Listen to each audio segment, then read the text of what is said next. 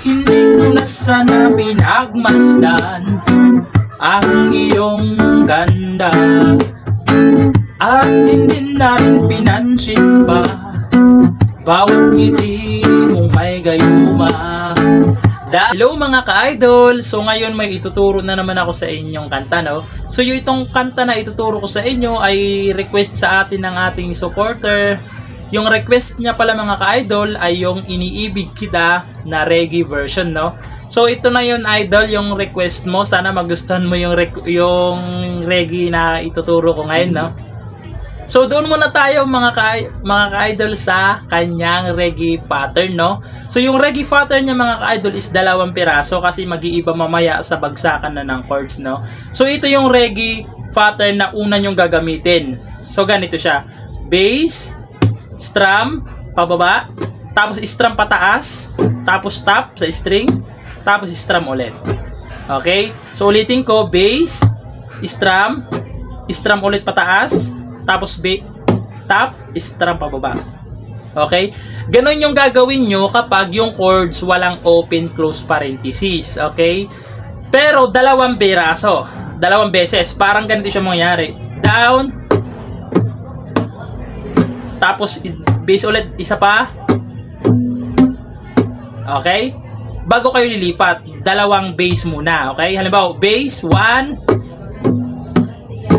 2, tsaka kayo lilipat. So ganon siya. Pag meron namang open close parenthesis yung chords ay bass, strum, tapos lipat agad. Okay? Pag merong open close parenthesis, no? So ulitin ko lang, no, para hindi talaga kayo malito. 2 beses nyo gagawin to, yung ganito. Sa walang open close parenthesis na chords, ganito yung gagawin nyo. Bass, strum, strum pataas ulit, tapos top sa string, tapos bababa.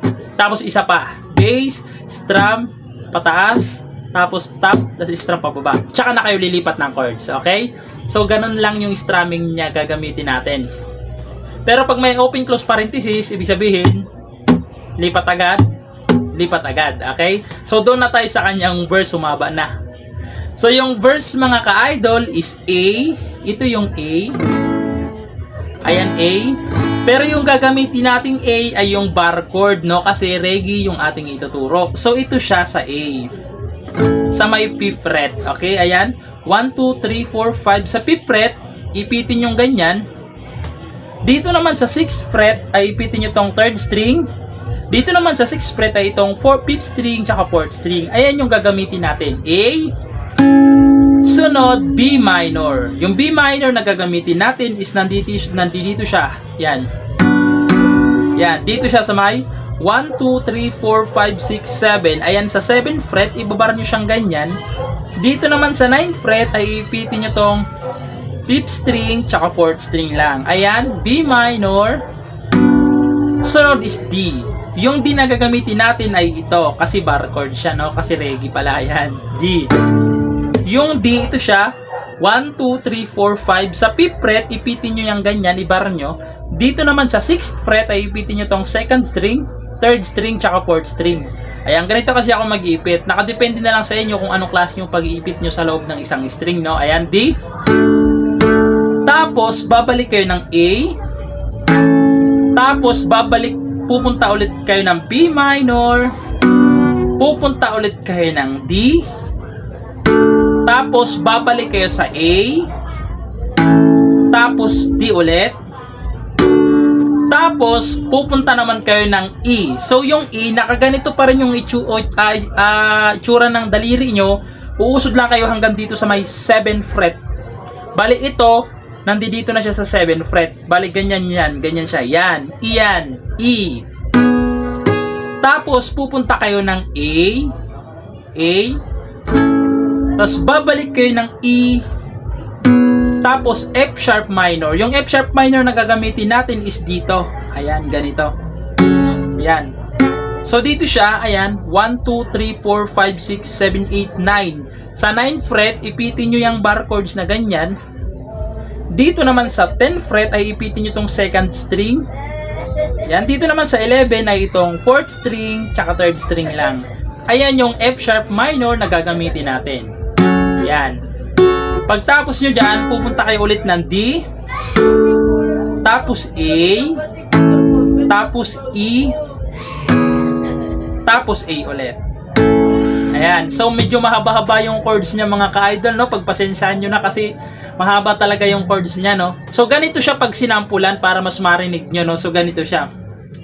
Hindi ko na sana pinagmasdan ang iyong ganda at hindi na rin pinansin pa bawat ngiti mong may gayuma. Dahil sa akala ko di ako iibig sa'yo, ikaw pala ang aakit sa puso ko. So ganon siya. So doon naman sa kanyang second verse mga ka-idol is halos same lang, no? Halos same lang sila. Bali, ituturo ko na lang para mas maintindihan nyo, no? Kasi halos konti lang yung dineferensya nila, no? So, ganun pa rin, A. Sa second verse na to mga ka-idol, A. B minor. Tapos, D. Tapos, A ulit. Tapos, isa pang A. Tapos, B minor ulit. Tapos, D. Tapos, A ulit. Tapos, D ulit. Tapos, pupunta kayo ng E. Tapos, A. Tapos, E ulit. Tapos, F sharp minor. Tapos, babalik kayo ng D. Tapos, A. Tapos, E ulit. Tapos, A. Ito yung naiba sa kanya kasi meron siyang A7. So, yung A7 mga ka-idol, di ba naka-A kayo? Ayan, naka-A kayo. Tatanggalin nyo lang tong pinky. Ayan, balik ganyan. Yan yung itsura ng A7, ha? Yan. Kasi dito yung A7, ito yung A7 na bar chords. Para kayong naka-A, tinanggal nyo lang tong pinky. Ayan. Ganyan siya. So, kakantahan ko rin yung second verse para mas maintindihan nyo, no? So, ganito siya. Kaya ngayon'y waring laging gulong-gulo ang puso ko't isipan, at araw-gabi ay pangarap ka, at sa tuwin na'y nababalisa. Dahil sa puso ko'y labis na umibig sa'yo, hanggang kailan magtitiis silihim ang pag-ibig ko. Tapos doon napapasok yung ano ang gagawin. Doon na yan, no? So, chorus yun mga ka-idol. So, puntahan na natin yung kanyang chorus. So, yung chorus niya mga ka-idol is D, tapos E, tapos A, tapos F sharp minor, yung dito yan. Tapos babalik ulit kayo ng D. D, tapos ganun pa rin E, tapos ganun pa rin A, tapos A7 naman. Yan, A7. Tapos babalik ulit kayo ng D. Tapos E na naman. Tapos A ulit. Tapos F sharp minor ulit. Tapos babalik ulit kayo ng D. Tapos E. Tapos babalik kayo sa D. Tapos E ulit. Tapos A.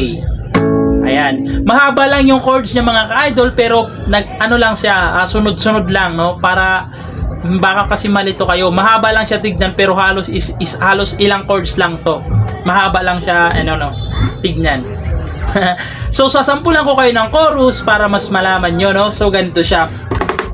Ano ang gagawin sa utos ng damdamin? Para bang hangin na kahirap pigilin? Sana'y unawain ang puso sa'yo'y baliw. Nais kong malaman mo na iniibig kita. Okay? So doon mga ka-idol sa nagre-repeat na yung nais kong malaman mo. Yung nagre-repeat na mga ka-idol is yung last chords, yung D, yung D, E, tapos D, tapos E, tapos A. Yung chords na yan yung nagre-repeat, nagpapabalik-balik na lang, no? So yung doon sa nais kong malaman mo na iniibig kita. Tapos magre-repeat yon. Nais kong malaman mo na iniibig kita. So, ayun siya mga ka-idol. So, pagpasensya nyo na mga ka-idol, no? Kasi medyo mahaba na yung video natin. Inisa-isa ko lang talaga para mas maintindihan nyo, no? So, maraming salamat sa nag-request. Sana nagustuhan mo yung video natin. Bye-bye!